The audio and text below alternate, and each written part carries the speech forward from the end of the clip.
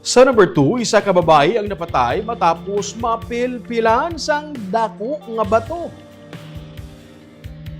Napilpilan sang dako nga bato ang isa ka babae rason sang iya kamatayon sa barangay Handalamanan, Ayungon sa Negros Oriental, Miyerkules ang hapon. Sunod sa opisyal sa barangay, naghulam si alias Bell, isa ka 53 anyos, sa mga gamit sa iya pagagamiton sa pagkutkot sang duta matapos siya nga ginhambalan sang iya paryente nga isa ka senyales ang bato sa ginahamtangan sang bulawan kag iban pagid nga mga treasure.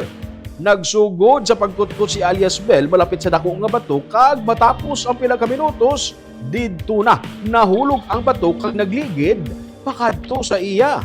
Nagbinuligay ang mga nagrespondi katapos ang Local Disaster Risk Reduction Management Office sang Ayungon kag ang mga pumuluyo agud maalsa ang bato. Apang bangod sa kabugaton sang bato, naglabot sa kapin 3 ka oras antes nakuha ang lawas sang biktima.